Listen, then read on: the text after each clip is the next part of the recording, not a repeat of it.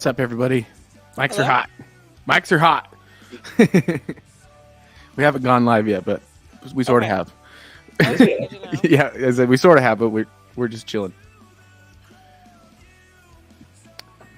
Got about 30 seconds. Okay.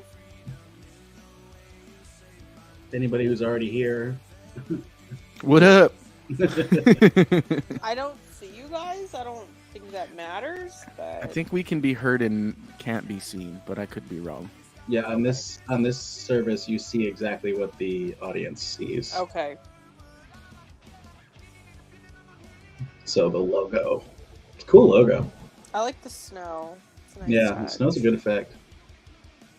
And I like the soupy mountain. Right? It's cool. Yeah. All right, here we go, y'all. Okay.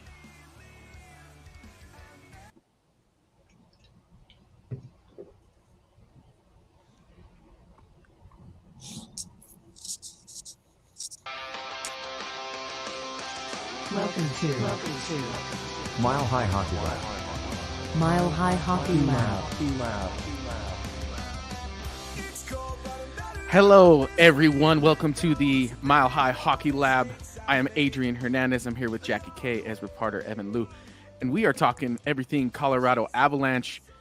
We've got a lot to talk about today, as goes the season, heavily revolving around injuries, but some positive news, sort of, on the injury front, and then also, some not so positive news on the injury front. But if you like what you're watching and listening to, please don't hesitate to like and subscribe. Head on over to Twitter. Follow us there, where you can follow us at Mile High Hockey and the actual podcast at MHH_lab. And if you are smart and kind enough to be on YouTube right now watching, be sure to subscribe and share with your fellow Avalanche fans. So since I've got everyone's attention and we're ready to roll, let's drop the puck and do this thing. The first thing I really want to talk about, and I was pretty reliant upon you all today for the script because, man, was my day crazy.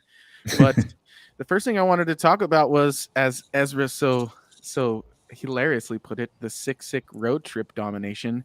And let's start with you then, Ezra. What's your most major takeaway, and what was the most impressive win for you on this streak and road trip? Oh man, it's got to be the Toronto win. That was amazing. That was to play that quality of defense against that quality of an offensive team. It's fantastic.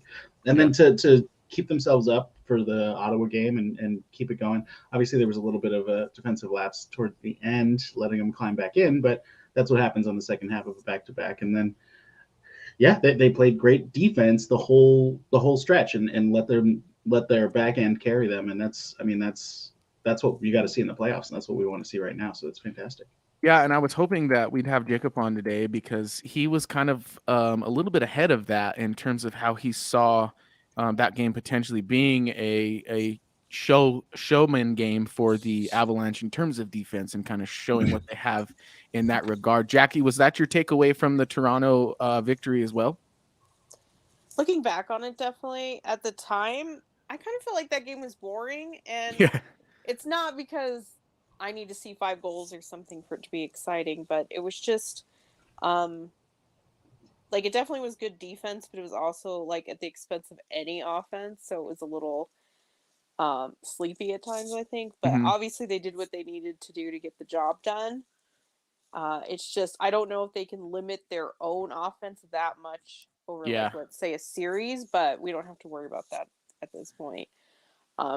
But definitely that was the good team that they needed to beat, and they've had some not so pretty games against Toronto, so it was definitely encouraging. I'd say my favorite was the Montreal win because I was there.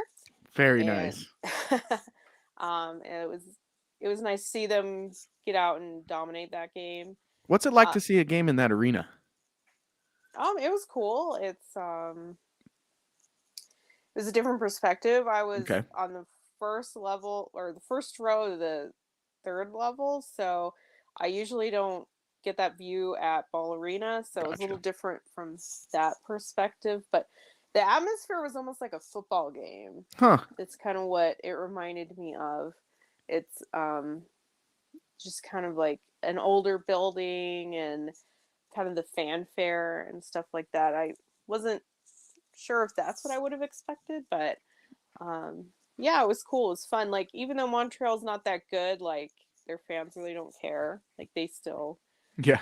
were like into it. And Yeah, I always find it amazing how you can hear the reactions from the fans when there's a game in Montreal on like small plays, like when the puck barely gets out of the zone and or a guy barely keeps the puck in the zone. It sounds like somebody scored a goal in Arizona.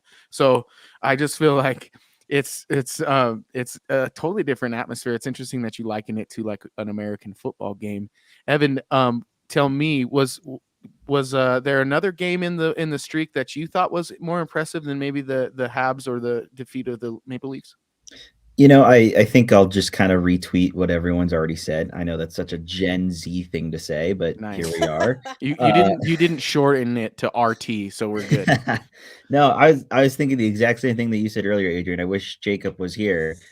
Congratulations to him, by the way. He's closing a house, so that's Yeah, that's awesome. awesome. But yeah, I mean, he called it perfectly. He said that it was going to be a close game all game long. Tight defensively. Mhm.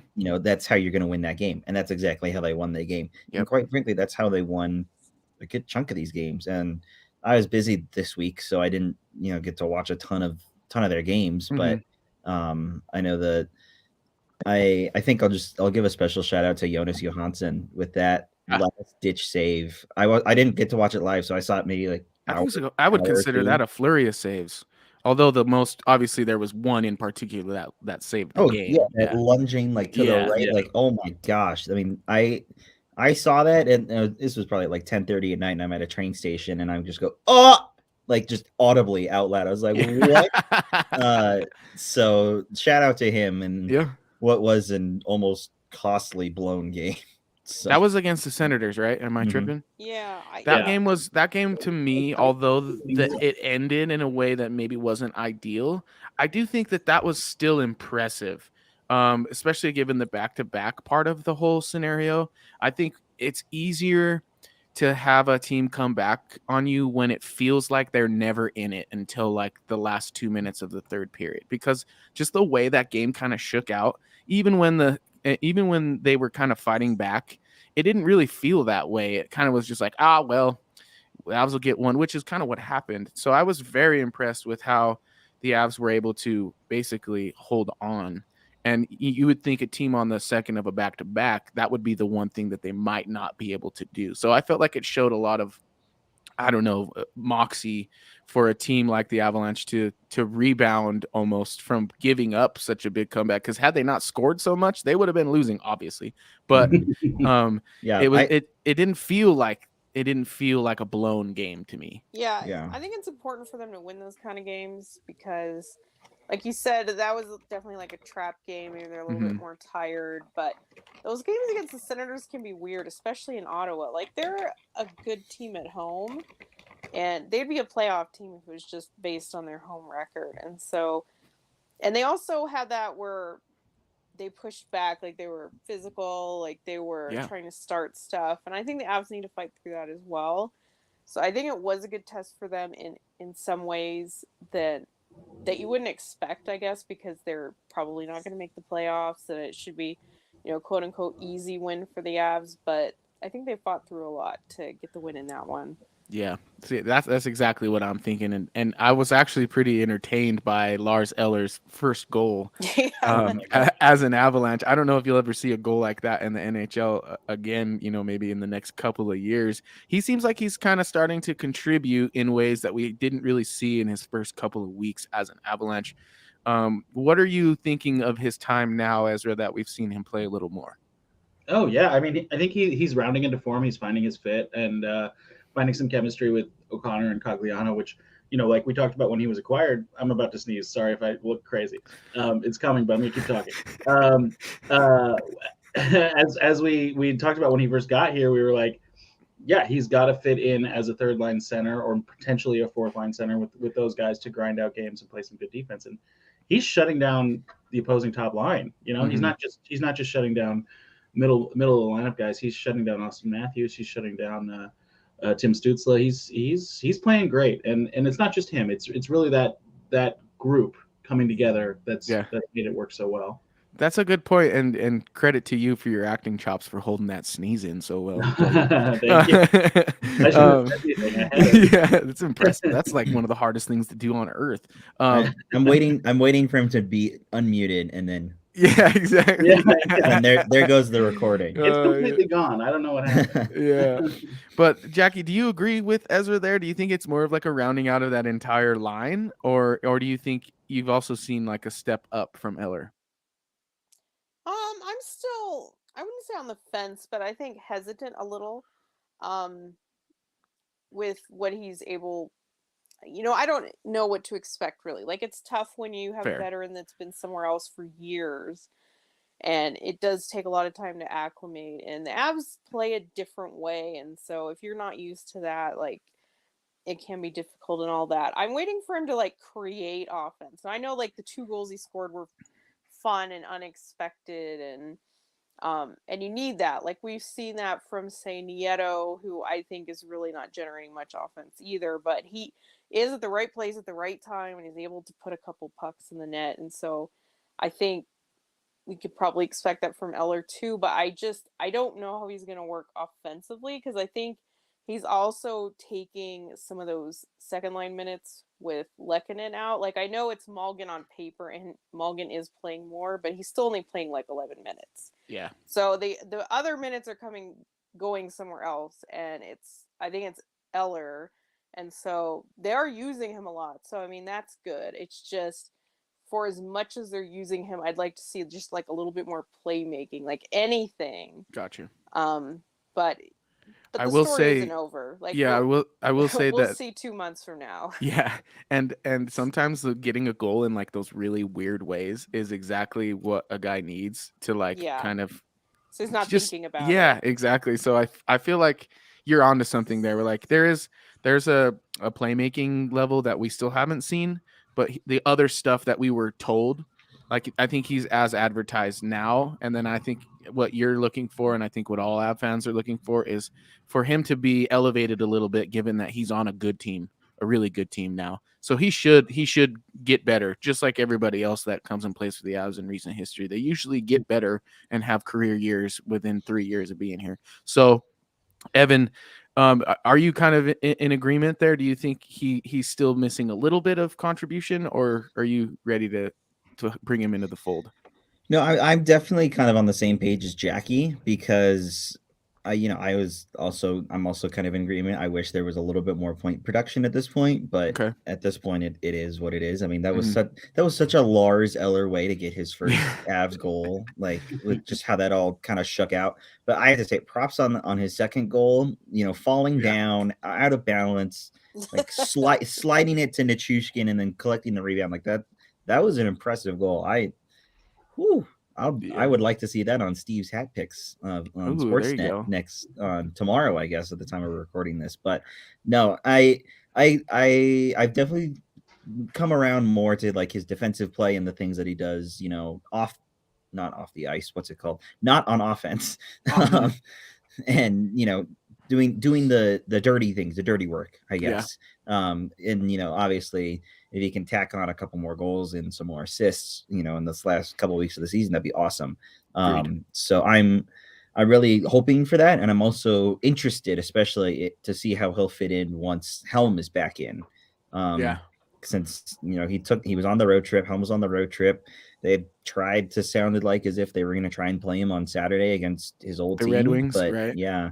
But didn't happen. And then I know Bednar said this morning that he's sick, so I don't know if that's the only thing stopping him or if he's not fully recovered yet from his injury. So we'll see. But if Helm is able to come back, I'm really interested to see where Helm goes, and then in turn where Newhook goes. And I know we'll get more into Newhook later, but it'll be interesting to then see how that bottom six really goes along with both Helm and Eller.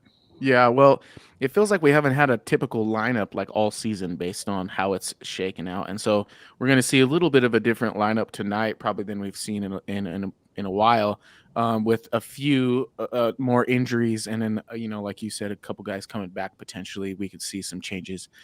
Jackie, do you have any updates? I was totally off. I did not know that Makar was day to day. I can start with that. Do you have anything else for us in terms of the injury front heading into the game against Chicago tonight? Sure, yeah, and I listened to Benner's presser, so I've You're heard the it from the person authority. to ask. Yes. Yeah. So yes, Makar is not expected to play tonight. It's just what's considered a truly day-to-day, like, minor thing. He was at morning skate, but he left partway through it. Okay. It looked like he got a little dinged up in Detroit. Like, he didn't play the last 10 minutes of that game. They did have the game in hand pretty much at that point too, but it's not really typical for the Avs to like completely sit somebody in that situation. And so it did kind of seem like maybe something's up. Lower body, I don't have any reason to not believe them at this point. Like, if he's going to take maybe a few games off, this week wouldn't be terrible for it. So we'll just see. All right, let's see everybody else. There's like 8 people to get to. While you're looking, like Evan said, Helm was not there, but they said he was sick. So, but there's no word on like, can he play this week or not? I guess we'll just see when he gets back on the ice what they say about him. With him, it's always been so tough to peg down like exactly where he's at, because it's just at his age and just how this year's gone. I really think it probably is truly a day-to-day thing where it's just like, how are you feeling? Right. Can you give it a go? Yeah. Yeah. Manson was not out there. He's not skated yet, but Bednar said he's making progress. So I don't know. He's probably weeks away. Francouz got on the ice while they were gone one day, so he skated on his own a little bit. But it sounds like he has not been on the ice since. So interesting. Would you say maybe that didn't go well? Yeah. Or usually they come out and stay out if it went fine. Yeah. So he needs more time. They did say he's back in the gym. So it's not like he's being shut down or anything. Right. But yeah, if he tried the ice and it's a no, he's probably weeks away too. So, and then the 2 that were out there were EJ, and he was in a full contact sweater for the morning skate. It just seems like, and people that have watched him have said he skated very hard. It seems like he's doing everything. He's just basically waiting for medical clearance. I think he feels pretty good. They just want to make sure that like that bone isn't going to be susceptible to breakage or. Gotcha. So I think probably maybe like a week or 2 away, just because it's a bone and they don't want to just throw him out there. But he seems good to go. So I think once he gets the green light, he's going to play. And then Landy, of course. What everyone wants to know. Scared me. Oh my god. He's awake. He did actually partake in the morning skate, which is interesting because that's the first time he's really been with the full team. But usually when guys get to that point, they are getting pretty close. And it wasn't so much that. It's just, I'm sure he's probably itching to get out there with the team. And it's a morning skate, so it's not like a full pretty laid back practice or whatever. So he did do a couple of the warm-up drills with the team and then left. So kind of the same thing. Evan from Colorado Hockey Now said that he believes that Landy will not be ready for the beginning of the playoffs, or the team is not expecting him to be ready. So it truly is like an inch by inch thing with Landy. So we'll just see. We'll see how the next month unfolds. I think that's everybody. And McDermott's gonna play tonight, so he's healthy. Yeah, he's back. Yeah. It's interesting that Evan, the other Evan, said that about Landy, because I mean, just his presence at morning skate is huge in and of itself. Sure. I mean, it's a red non-contact jersey, and I think we're all expecting him to not play for at least the next 2 weeks, right? So progress is progress, right? And this is in this entire endeavor that Landeskog has gone through now for the last year. This is the most progress that we've seen him make, and that is great to see. I mean, to see him out there. I mean, his teammates are probably what? Nope, that's not a word. Ecstatic. There you go. That's a good one. I should know the words, but I don't. Ecstatic that their captain is out there and that their captain is, his presence alone will help the team. Like just having him there at morning skate is probably going to be helpful for this team for the last few weeks. And I wouldn't be surprised if this is the first site that we see him, take morning skate. And, hopefully as it kind of goes inch by inch, then he can participate in more of those drills and participate, longer in morning skate and just keep getting closer and closer to a return. I mean, I'm gonna butcher this pronunciation, but I have a feeling Landeskog is not going to be coming back or getting on the ice, and kind of whether or not it's a positive or a negative, like being a slight distraction to his teammates, unless he plans on returning soon. And then here's the thing I'm gonna blow, but it's Jantelagen is the Swedish philosophy of being very team oriented and kind of deflecting attention from yourself to your team.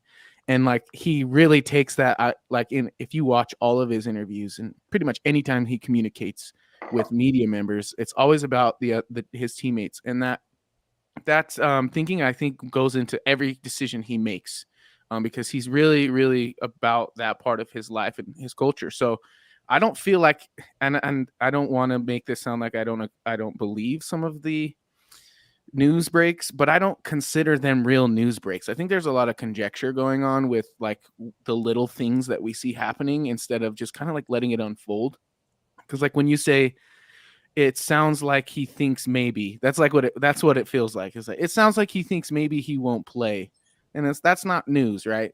That's not Bednar saying he's not set to play for the playoffs. So I'm ready for like the non pretend news breaks on Landeskog. Like I'm so ready for it to be like guys playing tonight, no more talking about it. So with that, let's move on a little bit. We did a live poll today, just to kind of get a vibe on who the Avalanche might meet in that first round matchup with or without Landeskog, apparently. Do you think, and the question posed these three teams, and I just did this because the Avs are third in the Central right now. They would play the Wild if it started today. And then if they were to somehow win the Central, they'd likely play the second wild card. And who knows who that'll be. So I have Seattle Kraken and Winnipeg Jets with the Minnesota Wild as options. I'll start with you, Ezra. What's your answer to the poll? Who would you rather them see in the first round, the Wild, Kraken, or Jets? And if not them, who? Who would I rather they see? Yeah. I mean, I think Minnesota doesn't scare me at all. The Jets have a Hellebuck, which is obviously, a big deal. But then the Kraken, they've been good. Yeah. and they've beaten the Avs a couple of times. So I think I'll have to go with the Wild. It'll be a fun series too, which is exciting to get to play a rival. But also, I'm not worried about those guys. Yeah. First round isn't really the question for me. At least I hope it's not the question in terms of like who will be the toughest matchup. That's kind of why I phrased it. Who do you want to see in the first round? Because I feel like getting out of there in 8 days is important, as we see. Evan, what do you think? And what's your answer to this poll? Yeah. So my head, because I have a head and a heart combo here. My head wants Winnipeg just because Winnipeg has fallen off a cliff for the last month and a half. Right. And yeah, they have Connor Hellebuck, but he doesn't have much of a team ahead of him. So if the Avs take care of business and they go on to win the Central Division and Winnipeg, ends up falling in their lap, I would love that matchup. But I have been telling everybody and their mother that I would love an Avs and Kraken series. That would be so much fun. I mean, you told my mom talent. Too. you have so much talent on both teams. I mean, if Burakovsky's healthy, playing his old team in the playoffs, same with Grubauer. I mean, both of them are definitely going to want to get revenge on the Avs, and the Avs are still going to want to continue to try and steamroll guys. And so my heart wants Avs Seattle because that would be such a fun series. Of course, they have to win they'd have to win the Central to make that happen. Right. And I feel like, honestly, because I'm looking at the standings right now, I think at this point, because they're 6 points behind Vegas, who's top of the West with 92, and then LA's in second with 90. So those two are neck and neck for the winning the West. Dallas is on 89. The Avs are on 86. So they're only 3 points behind Dallas. And I know I mentioned it in my piece yesterday when I was trying to preview, kind of what scenarios could play out, is that, we were not talking about too long ago. Okay, can they make a wild card spot or finish third in the Central? Yeah. And now we're here. They're 3 points away from top of the Central, and they still have 2 games in hand on everybody. So it's still really promising that they can win the Central. Now, with that being said, they are still only 5 points ahead of Winnipeg. And if Winnipeg goes on a run and they win 5 straight like the Avs have, and then if roles reverse and the Avs drop a whole bunch like the Jets have recently, then it could all flip on its head again. So you just have to look at both sides here. That's what I'm trying to get at. I'm not trying to be like, oh no, the Avs are gonna miss the playoffs. No, I mean, you still just have to watch your back just a little bit. But I'm more looking up than anything else. Yeah, I think the strength of schedule has me optimistic, because even if the Avs kind of have an off night or two, they might still sneak out 1 or 2 points, as we kind of saw with the Senators. So Jackie, I'm gonna take it over to you. Is there a team maybe like not on this question or this list that you might think of, like maybe Calgary Flames, who are kind of teetering in the wild card position? Well, I'd say Nashville, right? Yeah. If you truly want a waste of 8 days, then you want to repeat it last year. And Nashville's worse than this year. Nashville's 5 points out of a wild card spot right now. I think they're still pretty close to Calgary. They're 1 point behind 3 games Calgary. in hand. 3 games in hand on Winnipeg, who's at 81 in the second in the wild card. So yeah, I guess ideally, if you want the easiest, that's probably my answer.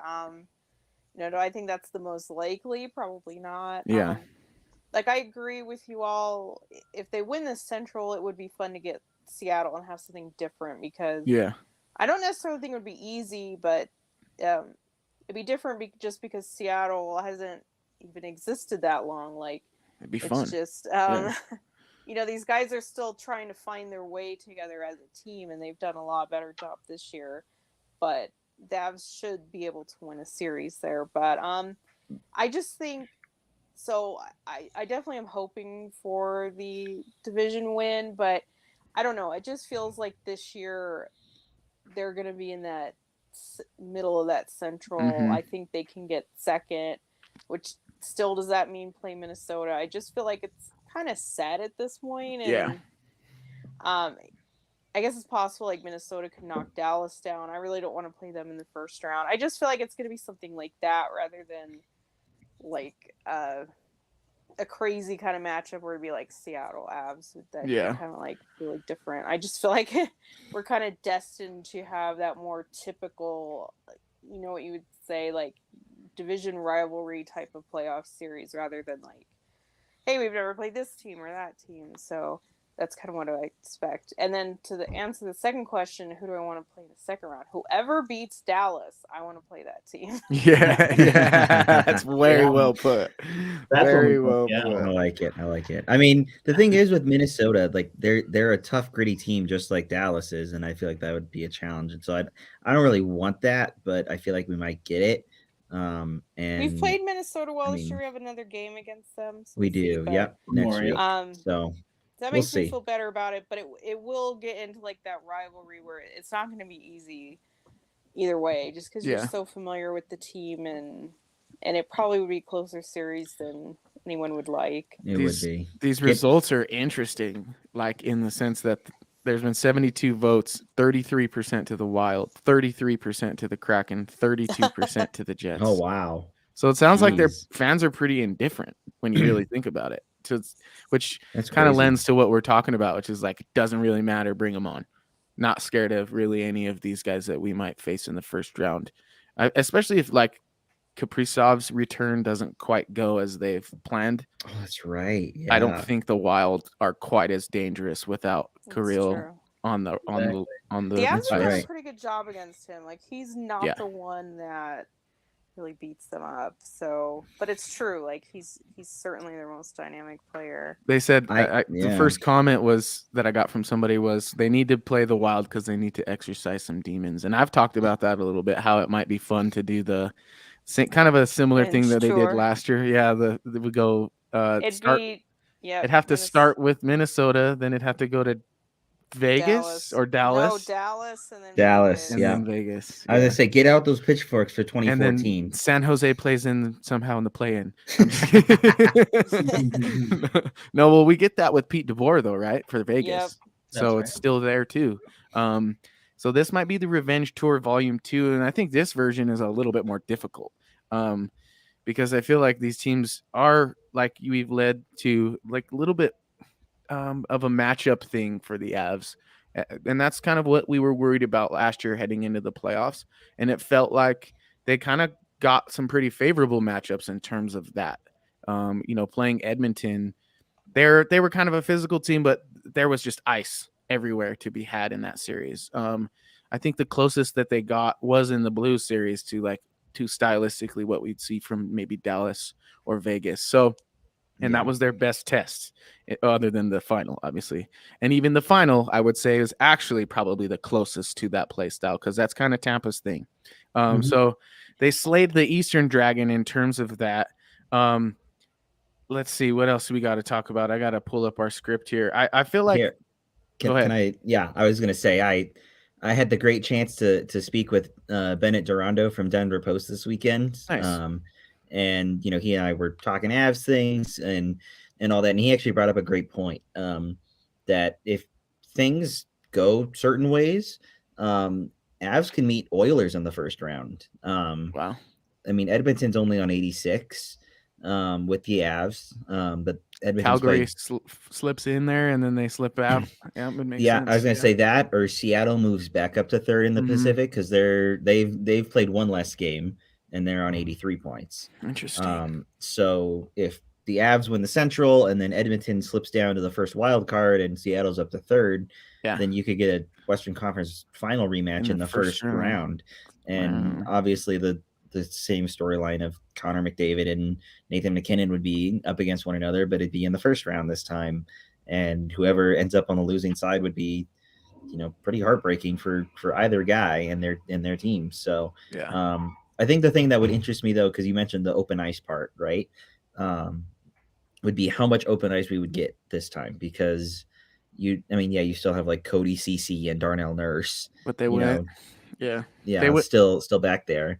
You don't have Mike Smith who's going to be leaking goals, but they you went still and have got a Campbell. Defender too, didn't they? At the deadline, is that home? Yeah, Ekholm. So Ekholm would definitely help with that for sure. But then again, you still have Jack Campbell, who has not been his same self all year. Is he better than Mike Smith of last year? Right. I don't know. Maybe Honestly, a little bit. So bad, but a little bit. Yeah. I mean, a little they're bit. starting Stuart Skinner right now too, so he's a little bit better than both of those guys. And Murray's just hiding somewhere. Who knows where that guy is? So he's probably injured as always. Yeah, unfortunately. Unfortunately. I mean, if we get Avs Oilers, I mean that's definitely not a matchup I would want, quite frankly. Especially if we have a healthy Leon Draisaitl, because you have to remember too in the Western Conference Final who's practically playing on one leg. Yeah. So no, that's the scariest matchup in the West, really. Absolutely. People, you can say what you want about Vegas or LA, but really it's the Oilers that scare me in the Pacific because they do have elite talent, and that's what it comes down to sometimes in the playoffs. If they can get the support they need. Yeah. I think they're so overrated. Like I just elaborate. They obviously have the two superstars, but if you look at the game when the Avs had that major comeback against Edmonton and won 6-5, McDavid had 1 point. Yeah, they have the he got shut down. Shut him down because they can skate with him and they can keep up with him. So not to say they won't get points, but everyone's stars are going to get points. And I think it's common for, I mean, even heading into the series last season, it's easy for or for media to be like, well, you can only keep Connor McDavid out for so long. Yeah, I'm just so tired of their storyline. Yeah, I don't and want to spend 2 weeks talking. I just I'm don't the want to same talk way. about it. Like, well, it's I listen to NHL radio a lot, and bless all those guys who do their work on that program, but they definitely have some East Coast bias. And what's hilarious to me is they talk about the Avalanche like they're kind of like a lost cause in some respects. Like they're like, oh, the Avs have a good roster when they're healthy, which is true. But it's like if you're following the direction of Avalanche health, it's actually on the right trend. And I think, like I mentioned this in the script, but it feels like they no longer consider the Avs the threat in the West. It seems like they're talking more about Vegas and they're talking more about Edmonton. What? How do you explain that, maybe, Ezra? And do you agree with that? Well, I think probably they're looking at the standings and Right. they're looking at the statistics and they're not watching the games. So Yeah. what they're seeing is the Pacific teams are racking up more points and therefore they're better, which is stupid and short-sighted because they're not attention to the fact that they're playing an easier conference. I was gonna say the dumpster fire of the Pacific. I mean, Yeah.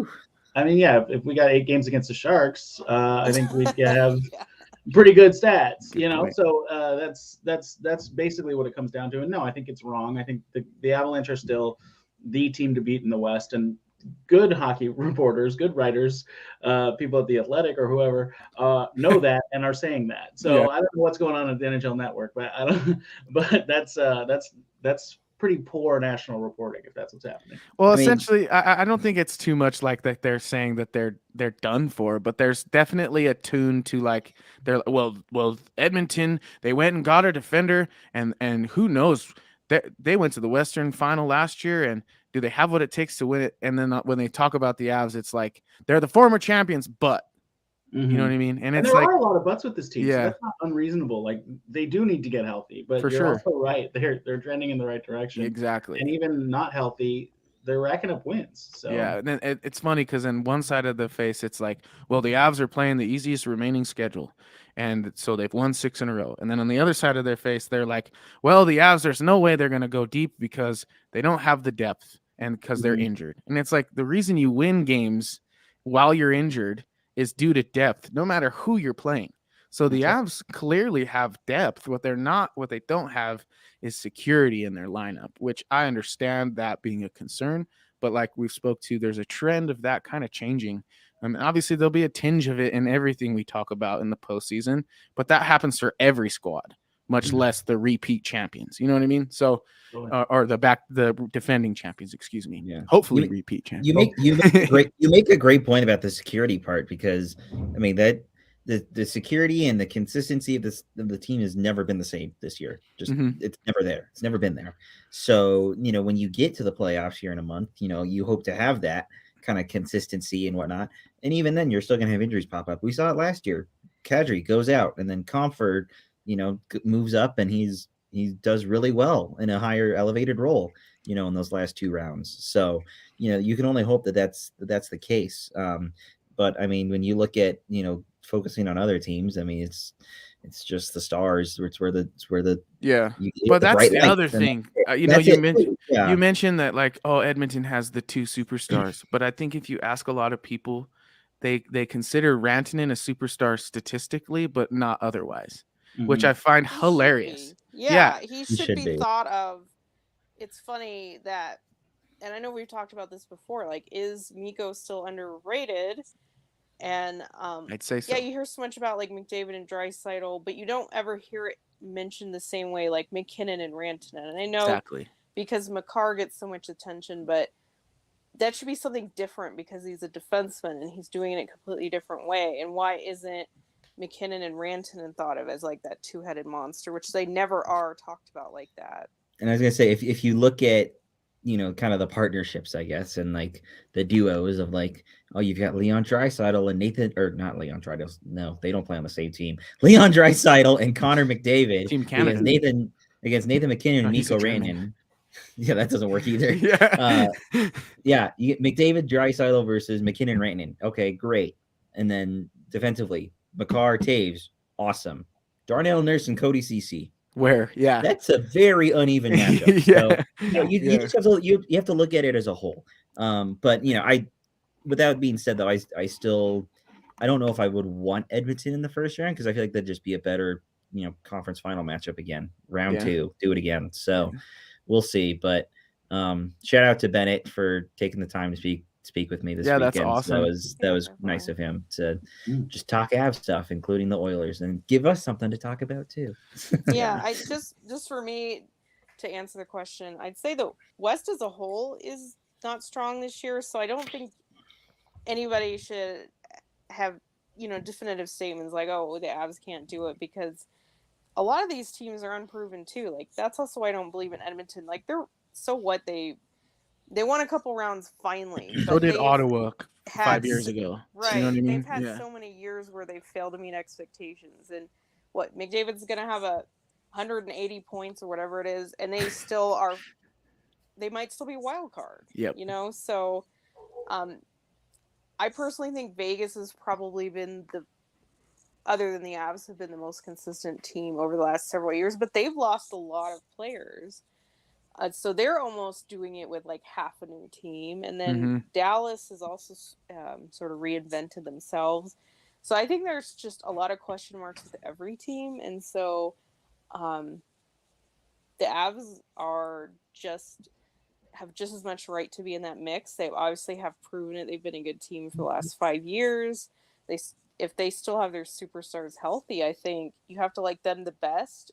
Even though I have talked about their depth problems all year, and it could become a problem, but it would be silly to not put them as either like the number 1 team to beat in the West or like a 1A, 1B situation.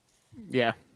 And if you look at the stats too, like McKinnon is 88 points, Rantanen with 83. Like, these dudes are right on top of each other all the time. I just don't get it. I don't get I'm here for it because it works. Because Mikko apparently loves not to be not talked about because he keeps scoring. I really want him to get 50 though. I think that was where I was headed. That was going to be my question. Like, how important is, like, obviously their goal is to win another cup, as it should be, but like, how important are those milestones? Like Mikko to get to 50 and McKinnon to get to 100. Like, just how much does it matter to you? How much should it matter? I think it matters. I mean, to me, it doesn't matter, but I think to them it does. And so I'm excited. Like, I think whether or not they say it out loud, like McKinnon in particular, the 100-point thing, because I don't think he's done that yet, right? No. That's one of the few things he hasn't done. And obviously, we know Rantanen's not gotten 50. And he's only 4 away. So, like, that's bound to happen. My question is, how many more? Yeah, I know that. But, like, realistically speaking, I mean, especially with the strength of schedule coming up, like, he might be in the mid-50s, closer to mid-50s when the season's said and done. Yeah, which would be crazy. Cool. That'd be crazy. I mean, look at what he did in December when he was quite literally the only guy in the lineup that could produce offense. I mean, when people who aren't in Colorado or follow the Avs closely aren't going to look at that. They're going to look at, they had Jean-Luc Foudy and Oscar Olausson in the lineup, and having to deal with so many guys out that they're going to overlook the fact that Randon quite literally carried the team on his back for that long stretch there. Exactly. So. And then what's crazy is you still get the people who are like, well, what is he without McKinnon? Just look. Just look at what he did. I know. But, I mean, yeah, the milestones are nice for sure, but I mean, you'd just like to see him do this, just pretend it's a Stanley Cup. Yeah, for sure. And I think they would all take that, and we would all take that. Yeah, but absolutely. I also think it's like with Makar and the Norris, and there was a lot of like, oh, he's gonna win so many in his career. Like, it's cool, but it's not that important. But it's just talked about so much that like this is a guy that's accomplished that, and I just think like in the moment it doesn't matter as much maybe, but I think when you start looking back on seasons, you say this guy has a 50-goal season under his belt or a 100-point season under his belt. I think like those things do matter, especially when you start talking about like Hall of Fame. Yes. and other things like that. Where Especially with guys like Mick Kern out in the world who think guys like Rod Brindamore don't belong in the Hall of Fame because he doesn't have X amount of 50-goal seasons, like just what you're talking about. And it's like, how does that make any sense? It's the Hall of Fame, not the Hall of really good stats. right. And so you just never know when you're going to get close enough again. Like with Makar, like he's still the same player, but you have Erik Karlsson who's putting up ridiculous points, so he's going to get it. Like you never know. Or as long as McDavid's in the league, is McKinnon ever going to win a Hart Trophy? Like it's just things like that where you just never know when it's your time. And when you're able to have a statistical season or be able to win a trophy like that. So it does kind of matter to me, but I mean, if Mikko hits 50 or not, that doesn't mean they're like not going to win the cup, or they are. Right. But I just think, especially for a guy that we want to see recognized as one of the elite players in the league, like 50 is a big deal. I absolutely hope he hits 50. Yeah, and really go ahead, Ezra. That really is where the McDavid Draisaitl as like the dominant duo, and McKinnon and Rantanen as kind of, you know, just other guys who are very good kind of conversation comes from is those counting stats. It is McDavid and Draisaitl put up 100-point seasons multiple times, and so that's where they get that reputation, and that's why those kind of things matter. They want to be considered like, you know, the top of the league. Play the Ducks 8 times and the Sharks 8 times. Or have a power play where you score 50 power play points. Yeah. But, you know, also you can say maybe score more times against the Coyotes. So fair enough. That's like McDavid can have the heart. I think McKinnon will take Lord Stanley instead. If that's the way it has to be for the rest of his career. I think he would take it. I find it interesting that we're talking about like the big heads and the big names in the Avalanche right now, when in reality a lot of the success we've seen from Colorado has been due to some contributions from guys we didn't really expect, namely like a guy named Dennis Malgin. We've seen a lot from JT Compher that we really didn't expect, just in terms of amplifying his production. Let's get to the Dennis Malgin and kind of Alex Newhook / apparently Lars Eller conversation, and when you look in minutes wise, there's kind of, Jackie, you said there's kind of been some dialogue around Newhook in that some are disappointed and some aren't. I'll start with you in that case. Are you disappointed in Alex Newhook's performance this season and kind of within this moment of opportunity, or are you seeing what you kind of expected? I feel like he's more meeting expectations. I think, and it has been a very divisive topic lately. I've seen it a lot in our comment section. I had a conversation multiple times on other platforms. So it really does seem to be like a really hot button issue. And I think once he got moved down to that fourth line, it really magnifies it, because it's like, has he really been demoted? Is that just the way that the lineup is working right now? But to answer your question, like, I don't, but I also never had the expectation that he was going to be like the 2C, that he was going to replace Kadri. And I really didn't think that was going to happen. I think he has solidified himself as a middle six player. And so that's kind of what I expected. I guess you'd like to see him build on his production from his rookie year, and he still has time for that. But that he's been a strong producer at 5-on-5, which I think is important. Especially this year. Right, especially with the struggles the team has had at 5-on-5. And so I don't think his production has been disappointing. He's missing a lot of like those cheap power play points, and he's not on power play 1. I just don't think they're going to give him that role right now. So I think for me, he's meeting expectations. I guess you always hope for more. Always hope that he's going to take like a big step, but they're definitely going to need players. They're going to need middle six players. So if that's all he is, like, that is still incredibly valuable. Yeah. And it might take him a couple years. If it takes him a couple years to have that 50, 60 point season, that's okay. Like it's taken, the others a lot of time. Like took McKinnon, really. And Newhook's rookie year, he scored 33 points. Until this year, that was Comfort's career high. So right, yeah, it's like good point. So it's So the production is there, is what I'm saying. Like, Yeah. and if he can only build from there, like I said, I think he can get into maybe that 50, 60 point conversation. But like, he is providing at this point, and being on that fourth line, I think is a little unfair to him because he's been a better player than that. I just think that's the way things are shaking out right now. But he'll get his minutes, he'll get his opportunities because his name is on the Stanley Cup. Like he has proven something. Yeah. Well, it's like, and I mentioned McKinnon, and obviously McKinnon made a stronger impact initially on the score sheet with 63 points in his rookie year. But after that, he had 38, then he had 52 and 53. And it really wasn't until his 5th year in the league when we saw him scratching at that 100 point per season kind of guy. And that's actually who I think Nathan McKinnon is. So to your point, it even took a guy like McKinnon 5 years to really become who he is in the NHL now. Evan, can you expand on what Jackie has to say about Alex? Yeah, I was going to say you make a great point about McKinnon, and obviously the team was in a much different state when McKinnon started, and you can talk about 2016, 17 all over again if you want, but he worked and he got it, and now look at where he is, right? This Newhook has kind of he's been planted in this really great situation, and he in his second year he gets a Stanley Cup.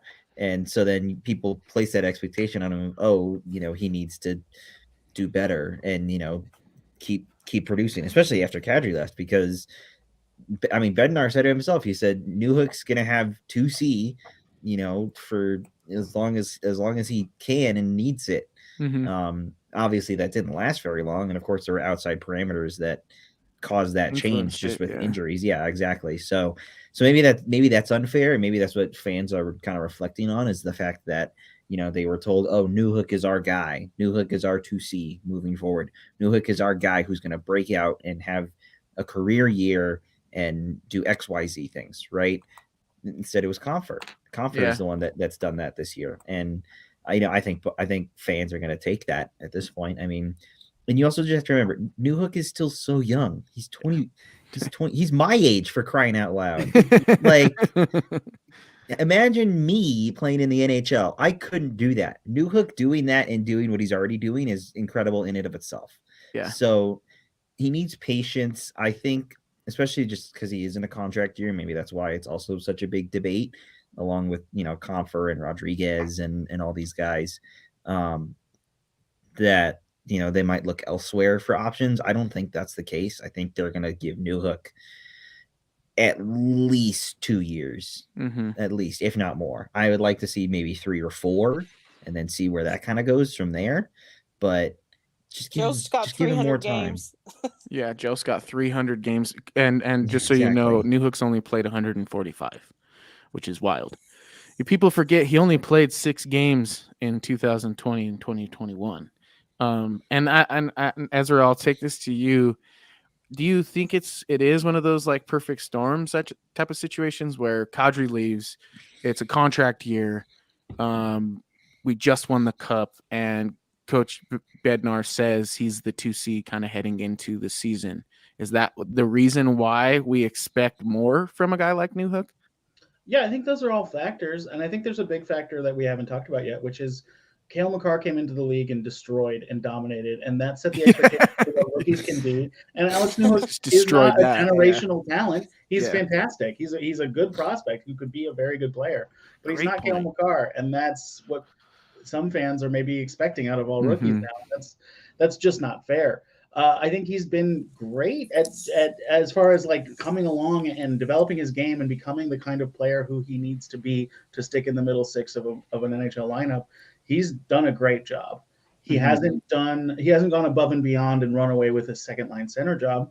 That's disappointing to an extent, but also, that makes sense. He's a kid. Yeah, I think it's a good point. Like, that might have been a challenge, not an expectation for Ben. Yeah, agreed. That might have been like, what I see in Newhook is that he is the 2C for us in the future. And I think he was like challenging Newhook, not saying he has to be this. It was like, let's see if you can do that, because that's what we want for you.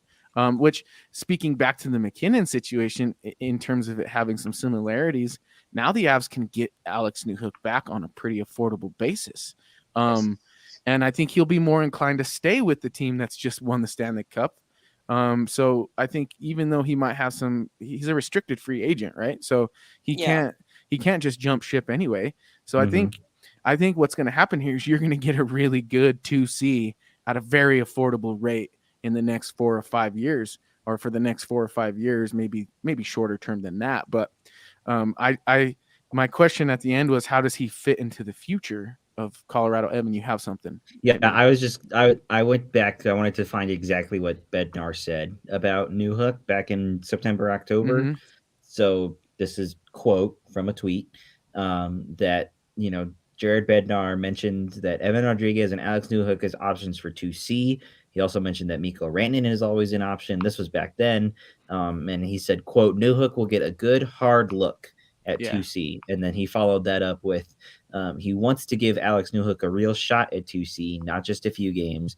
He said he'll have multiple months, perhaps even until the trade deadline, to see what he can do. Yeah. So that time has. Sorry, go ahead, Jackie. I was going to say one big issue with that is at the time they didn't think Landeskog was going to miss the whole season. Yep. I think it could have unfolded a lot differently if he was able to play with a guy like Landeskog, who would be a great support and that defensive help for him, because it's like now Newhook's doing it without really any quote unquote you could say help in that department. Like he played with Rodriguez, who isn't amazing defensively himself, and like now he's with Galchenyuk, and like what it's just been like he hasn't been really put in a position that's really supposed to like support him. It's like Newhook's almost had to kind of like kickstart some other guys. So I think that maybe at the time when Bednar said that, September, October, it wasn't known that there'd be like no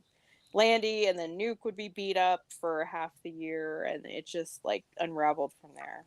And that's a great point too, because that also kind of could explain, his role in the team today.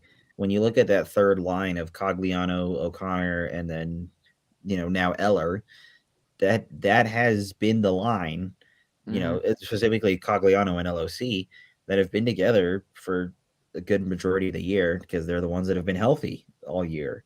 They're the ones that have actually been able to play and get chemistry all year. Now, of course, they had Comfer, at the beginning of the year to start things off, but that there's still that line in and of itself has better chemistry that Newhook probably can't fill, I feel like. And I think that's why he's on the fourth line. I think that's why the way he is. And that's why I mentioned earlier, I'm really interested to see how it all fits together when Helm returns, because then where do you put Newhook? Do you put him, on the wing on the fourth line? Do you move him?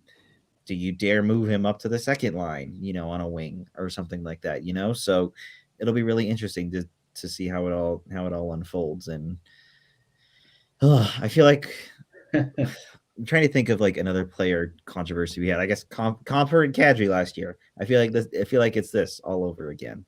Like, or no, kind of Jost in a way. Jost. That too, yeah. That's a better one. That's a better one. In a way. I was going to say that. Ezra made a great point about Makar, and I think thank God the Avs don't have a lot of high draft picks in the next few years, because they would be subject to such high expectations. And then with that being said, you bring up Jost, and that may come into play with how we evaluated Jost in the latter stages of his time with Colorado, because it's like he was a 10th overall pick. And we just saw Cale Makar come in and score against his hometown team in the first game he's ever played in the NHL in the playoffs, and then just go on to win the Norris and the Stanley Cup. Not a big deal. So I totally see that, Ezra. And to your point, I think that it says a lot about Makar, because I feel like that expectation was put in place already by McKinnon before Makar showed up. So if you look at this last 10 years for the Avalanche, the expectation for rookies to make the steps at an escalated pace have probably been more so than ever, with the additions of McKinnon and Makar, and really Rantanen was kind of the only one that got given the ample time to develop in the eyes of the fans too. Kind of Rantanen was always like, well, he might be something one day, until he was absolutely everything. Mm-hmm. Yeah, I think it's one of those things that happens. I feel like with European prospects, where there's a different pressure put on Canadian or North American, I should say, prospects to immediately step in and be something. And I think just because fans are like, who is this European guy? What is this name? I don't know. There's less of an expectation. It's a weird thing. I wish that wasn't how it was, but I feel like that's kind of something that happens. But so many failures. It's like, this is the only way that somebody makes it on the team. Right. Is you just basically are on the team and then you stay. Like, nobody's really ever gone up and down and actually been a player. I mean, I guess maybe O'Connor sort of. O'Connor for sure, and Rantanen too. Rantanen came up and never went back down, but he stayed down for a whole year. Yeah. Well, he played the first year when he was here. He played 9, right? Like, yeah, he played the 9 games, and it was split between the very beginning and the very end. I think it was like 5 and 4 or something like that. And like, he didn't do anything. I remember they called 0 him points, up. -7. Yeah. Yeah. The second time he was called up, he was centering Cody McLeod and Jack Skilly. And he did. What a combo! God, we've come so far. I know. What a line that is! Yeah, and he did nothing on it. And he had 9 shots in 9 games. I remember people that summer being like, and he was amazing in the AHL. But I remember there was some talk over the summer, like, well, maybe he was just AHL good. Like, he didn't do anything. He didn't look good. So it's just, and then he played on that 48-point team, and he was the only one to score 20 goals on the entire team. And, you know, I mean, it was an okay rookie year, but it was like, you know, even at that point, he had showed like how good he is, and he wasn't going to go back to the AHL. Like, it was obvious that he was an NHL player at that point. So, like, he was even a guy that I wouldn't say like really went up and down, but. And so that's like all we see is like, if you're going to make it, you make it. Like, like, what are you doing? What are you showing? And I think there is also like Joe's PTSD, even though he was like an NHL player right away. Yeah. That's why. That's why we have. Yeah. Joe's really needed to just be in a different environment, because in Buffalo, he's one of their. It's a good fit for him. I was just looking at it. I'll pull it back up. I think he's 7th on the team in average time on ice, which is a perfect spot for him. He's a third-line center. That's what he should do. He's leading the team in expected goals for percentage among forwards. He's not generating a ton of offense, but he's playing his game, and it's good to see him succeeding in a place where his version of success is the expectation and not a disappointment. But back to Newhook, I mean, I think he is doing what we're talking about, what Jackie was just describing, of making it clear that he's an NHL player and he's not going back to the AHL. He's done that all year. There's no chance he ends up back in the AHL. We'll just, we'll see if he is able to solidify a top 6 role next season. This season, obviously, I think that ship's left the bag. That ship's left the bag. Yeah, write that down. That's That's the comedian, folks. No, that's the guy who can't speak. But yeah, I mean, I think that he is going to be in the lineup. If he's a scratch, I'll be shocked when Home comes back. But if he is, it'll be like last year's playoffs where he gets back in the lineup and sticks. Yeah. Well, that pretty much is like all the topics I wanted to touch on today. But do you guys have any bold predictions for me? And before I'll give you some time to think about it. While I have one other thing while we're thinking about it. Let's do it. I wanted to mention in relation to Newhook and Mulligan, which is Mulligan's getting his run on the second line right now. And if he sticks, great, cool. But if he doesn't, 100%. I think Newhook is next in line to get a look up there. We know. And just to double back, interestingly enough, when you say that Bednar said, let's give Newhook till the trade deadline, I think in the back of his mind, he knew it was going to be JT. And that's why it was a challenge and not an expectation. Because he was like, I'm going to basically set him up and let him believe that he's going to have a chance. I'm going to vocalize that so that he doesn't think there's anything in the background working against him. When in reality, I know who my 2C is, but if Newhook can make that jump, I know he has the potential to be a better 2C than JT will ever be. So maybe he can do that if I challenge him. And that hasn't happened, but that's okay. That's totally fine. And I agree with you, Ezra. Like, Malgin has done well so far, but I love that little assist on McKinnon's goal. it's gorgeous, huh? Oh That was man, good. Yeah. That's the thing it's that I such a like. subtle little play that he can. He excel has at, yeah. he has a lot of what I want to see in Newhook, which is like that show stopping where everybody just can't help. Like Makar does this all the time, but like they sit still when the pass is about to come and they just kind of watch it happen. And that was kind of one of those plays for me where he froze the D, and then when you freeze the D and Nathan McKinnon is on the ice, like good on you. See you later. It's gonna work out. It's gonna work out. But Yeah, and let me give a patience, shout out. You'll Let me have give an a Alex shout out. Petrangelo. Sorry, go ahead. Oh, I well, was you just go gonna say. ahead. I was just gonna say, right? You're gonna have another Alex Petrangelo moment. Oh boy. Oh boy, yeah, exactly. Oh boy. Yes.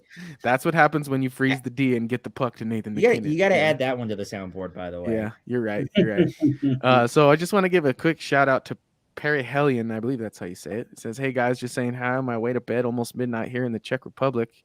Look forward to listening to the pod tomorrow on my walk from work. Keep up the good work." Thank you so much, man. That's Thank you. awesome. We love feedback, so Yeah. it's very encouraging. Yeah, You that's never really know. cool. We're throwing this out there into the universe, and it's nice to know that it's it's reaching people. Reaching eyes, and, and ears, exactly. All right, so it's bold prediction time. Ezra, let's go with you.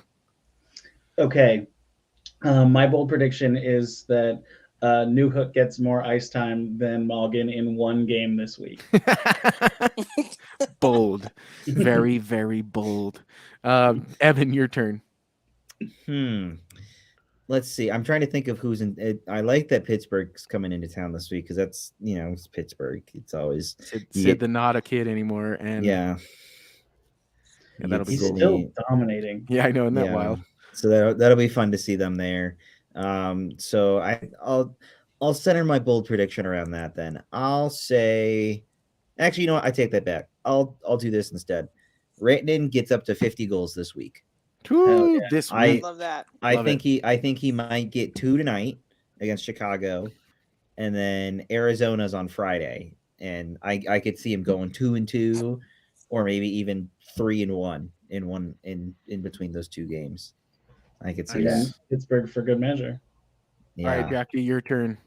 Okay, I think I did this once before, and I gifted Newhook a goal by predicting that he would score.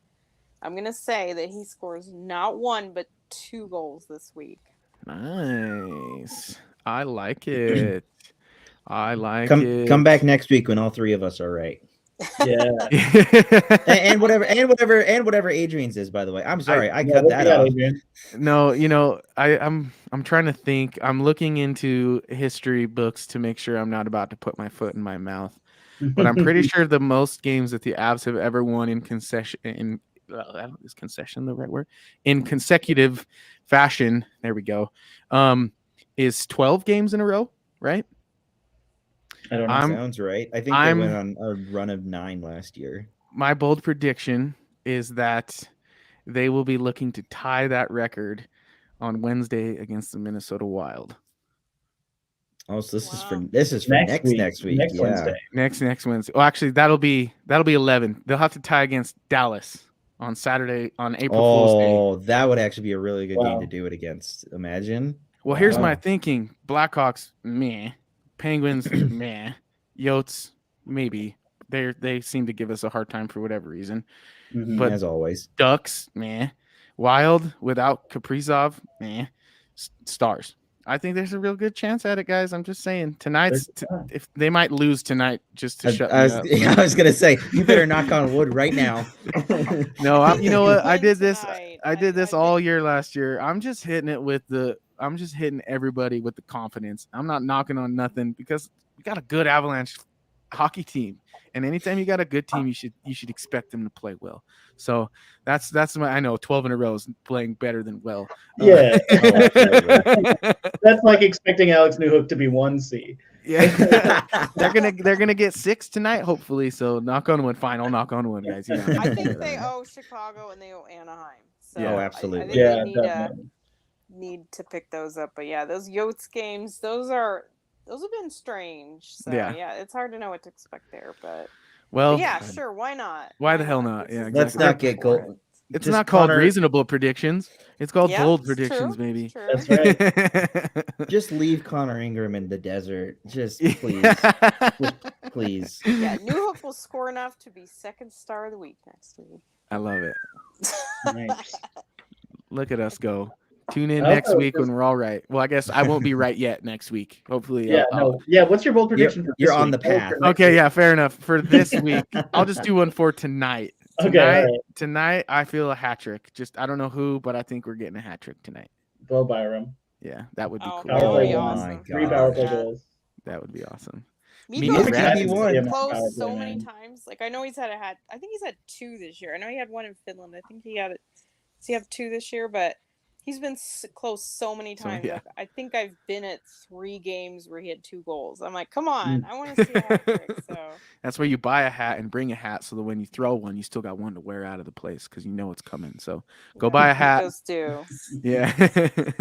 All right, you three. Thank you so much for joining me. I'm here with Jackie, Ezra, and Evan. My name's Adrian Hernandez. We are the Mile High Hockey Lab, courtesy of milehighhockey.com, your place for everything Colorado Avalanche. If you enjoyed this broadcast, please don't forget to head on over to iTunes, Spotify, SoundCloud, all that stuff. We are there and ready to be streamed. And if you're listening and watching on YouTube, thank you. Like and subscribe and share. And hopefully the Avalanche beat the Blackhawks tonight, or else my bold prediction for the next 2 weeks look really stupid. And with that, you all have a wonderful evening and go Avalanche. Go out. Welcome to Mile High Hockey Lab. Mile High Hockey Lab.